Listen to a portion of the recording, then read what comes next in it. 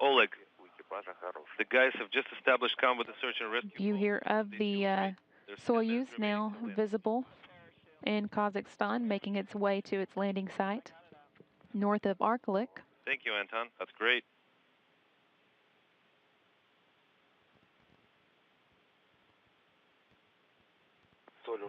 Commander Dan Burbank and his crewmates, flight engineers Anton, Shkaplerov, and Anatoly Ivanishin, just 10 minutes away from their landing now. This again is a live view from Kazakhstan. I says that Anatoly must be real hungry right now. With the parachutes that are slowing the Soyuz down, easily visible on the clear day. Like you're not dying. Excellent weather was predicted for the landing, and it looks like that has come through. Yeah, I can be patient for a little bit longer. Oleg, this is Yuri. Thank you so much for the great work. Special thanks for helping us establish that the imitator is fully functional, because we had some doubts about that. Thank you, Yuri. It's just that the diagram was unreadable. I tried to get at it at different angles on the computer, and I couldn't really read any information about the mates and connectors. Yep, could have used a little bit of enlargement. Say again? Yeah, thank you. Have a great mission. Thank you, Yuri. Good luck.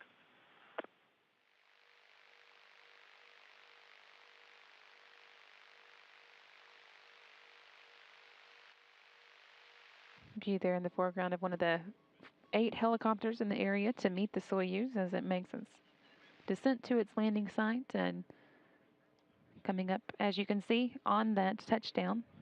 It's just a few seconds away now.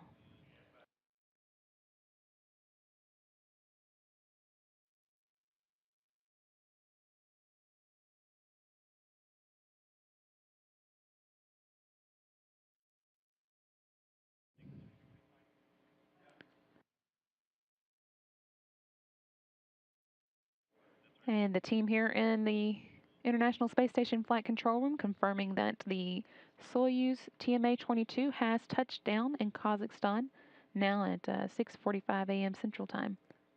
That's 2:45 p.m. Kazakhstan time.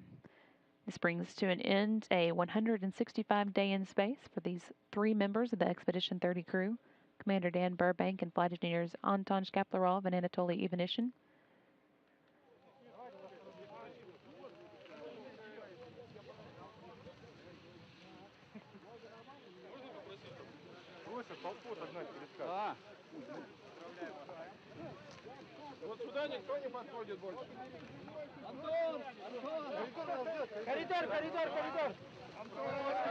Anton, give him the corridor. And you see the first of the crew members has been removed from the Soyuz capsule. This is Anton Shkaplerov, who was the commander of the Soyuz for its landing. He was seated in the center seat, and as such was the first to be taken out. Next up, of course, will be his crewmates, Anatoly Ivanishin and Dan Burbank.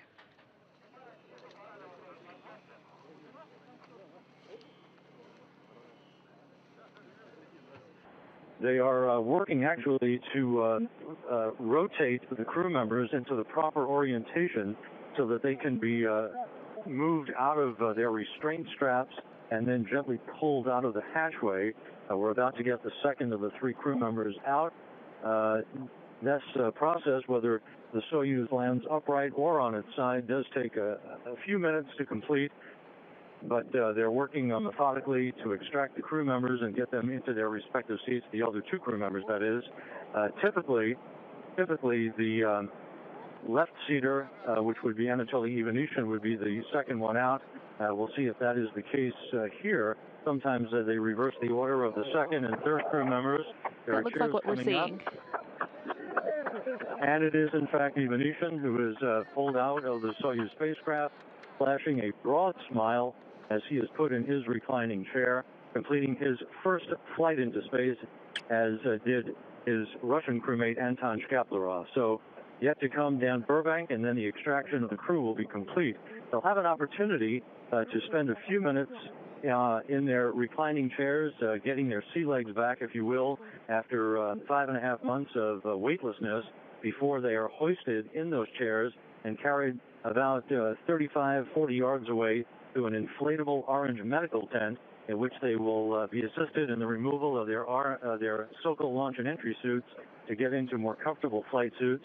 They'll be placed into all-terrain vehicles and driven a short distance to their respective helicopters for the 1-hour, 50-minute flight back to Kustanay, Kazakhstan, just south of the Russian border, for a short welcoming ceremony. Ivanishin and Shkaplerov will board a Gagarin Cosmonaut Training Center aircraft to be flown back to Chkalovsky Airfield outside of Star City. There they will be reunited with their families, and they'll be met by top Russian space officials. Dan Burbank, meanwhile, will board a NASA jet that is sitting on the tarmac in Kustanay for the flight back to Houston. This seemed to be one of the most pinpoint, precise landings, according to what we were told a moment ago before I went on the air. The spacecraft landed almost exactly where it had been forecast to. Of course, the search and recovery forces are tracking the Soyuz through a beacon signal, GPS receivers. They had voice contact, and now applause comes up. Dan Burbank, now out of his and being carried to his chair. We're going to walk over to see if we can get closer to him. He is in the process of loosening the helmet that he wore during the descent back to Earth, but all three crew members now out of the Soyuz vehicle. Chief astronaut Peggy Whitson is directly behind Burbank, asking him if he needs anything at the moment. Dr. Smith Johnston, his flight surgeon, and Russian nurses are attending to Burbank as well. This is customary. They're placing a blanket over his legs. He'll have an opportunity to refamiliarize himself to the 1G environment here as the moments move on before they're hoisted back into their medical tent, as I said, to get their flight suits off. And now he's about to receive congratulations from one of the head personnel for the search and recovery forces, making sure if he needs anything. Burbank has simply asked for a bottle of water to wet his whistle, if you will. And there's laughter abounding. He appears to be in very good shape indeed.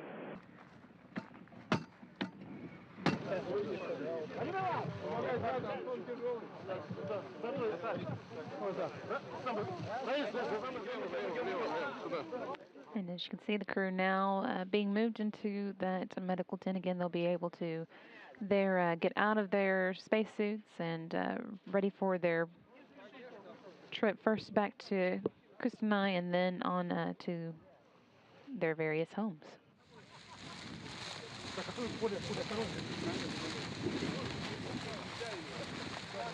Аккуратнее лезьте, ребята, аккуратнее. Колышек смотрите.